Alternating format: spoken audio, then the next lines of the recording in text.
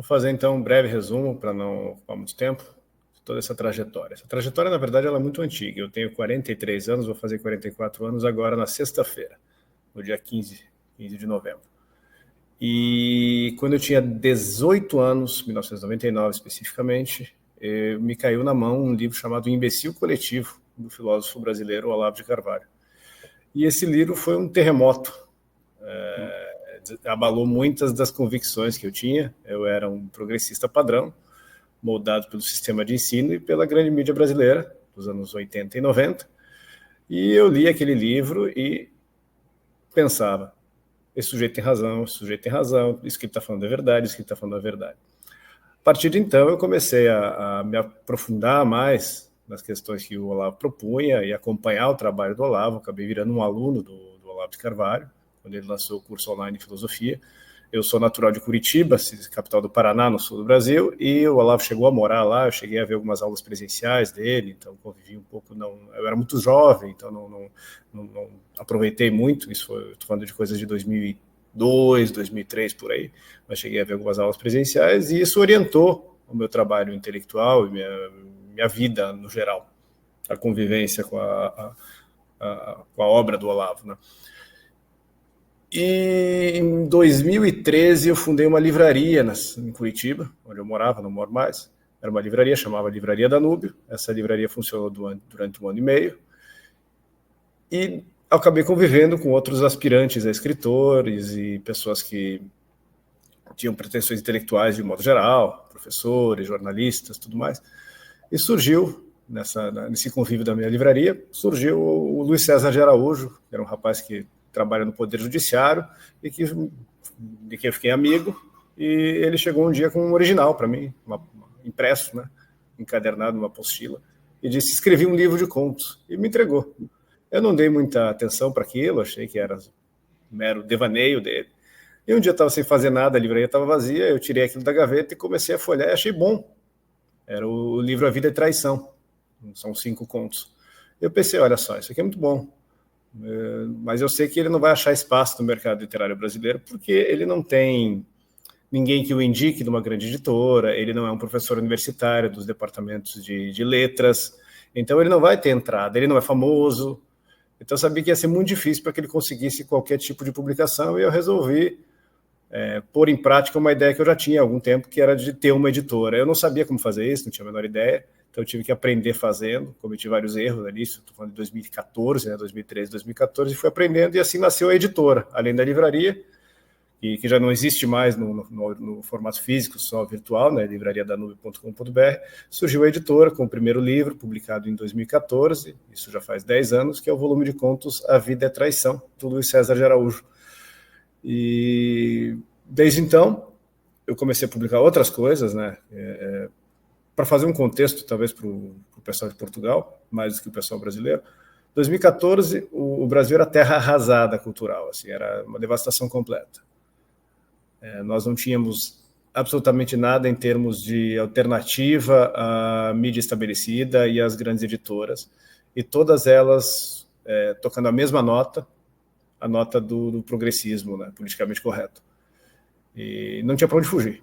Então, todas as estruturas precisavam ser criadas, estruturas paralelas, né? Novas editoras, novas instituições culturais.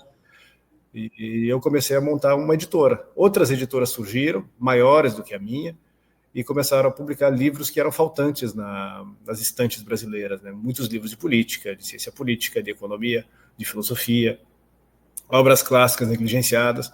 Quando eu fundei a editora, eu tinha a ideia de fazer justamente isso. Acabei publicando um livro de literatura, um autor contemporâneo, mas eu queria fazer esse trabalho de publicar livros faltantes nas estantes brasileiras. Como outras editoras fizeram isso, estão fazendo isso até melhor do que eu, isso me libertou desse trabalho, e hoje eu posso me dedicar àquilo que realmente eu percebo que toca o meu coração, que é algo vocacional, que é a publicação de ficcionistas e ensaístas. Eu digo brasileiros, mas em língua portuguesa, porque eu publiquei você, que é um grande escritor, e também em língua portuguesa. Publiquei o Miguel Bruno Duarte, que é um filósofo português, saíram 2 livros dele. Então, publicar autores contemporâneos, ensaístas e romancistas, contistas, em língua portuguesa. E esse tem sido o trabalho desde então. Publicamos alguns livros aí nesse ano, de ficcionistas, 4 para ser específico, né, um romance e 3 volumes de contos. E para o ano que vem, se der tudo certo, eu acredito que vão sair de 10 a 12, talvez até mais, escritores contemporâneos aí, e quase todos ficcionistas. Esse é o trabalho que eu venho fazendo. O meu trabalho, então, ele acabou se orientando para um resgate da literatura brasileira. E dentro disso, eu também tenho uma ideia, eu acho muito bacana e oportuno que a gente ter essa conversa aqui. Eu publiquei você já junto com dentro desse intuito, e o Miguel Bruno Duarte também, de resgatar uma ponte entre Brasil e Portugal, né? Uma ponte cultural que foi cortada pelos brasileiros, lá por volta da década de 20, com o modernismo brasileiro. Os brasileiros, de caso pensado, deram as costas a Portugal, coisa que não aconteceu na América Espanhola. Se você for ver o México, Buenos Aires, Santiago, essas cidades estão conectadas a Madrid culturalmente.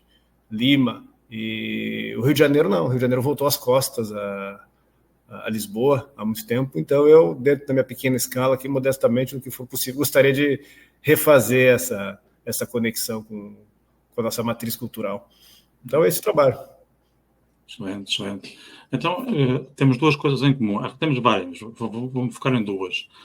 Ambos fomos editores quando éramos mais novos, agora somos editores e escritores, e ambos fomos progressistas. Isso eu não sabia, isso acabei de descobrir agora. Mas vamos focar, para a história não foi muito complicada, nos prós e contras de ser editor e escritor. Quais é que achas são as vantagens e desvantagens de ter as duas tarefas ao mesmo tempo? Olha, eu acho que a vantagem de um editor e escritor é a vantagem para quem é autor, porque vai ser lido com olhos de escritor, né? Com quem conhece o ofício. A desvantagem, ou o risco, digamos assim, principal, é que o meu estilo próprio vaze para a edição que eu faço. Então, o cuidado que eu sempre tomo é de não deixar sobrepor o meu gosto pessoal, no manejo da língua, o meu estilo, para cima do texto do autor. Porque senão eu vou uniformizar e eu vou acabar virando coautor, ou querer interferir demais, né? Então, é esse o risco que eu tento me policiar sempre. Ok.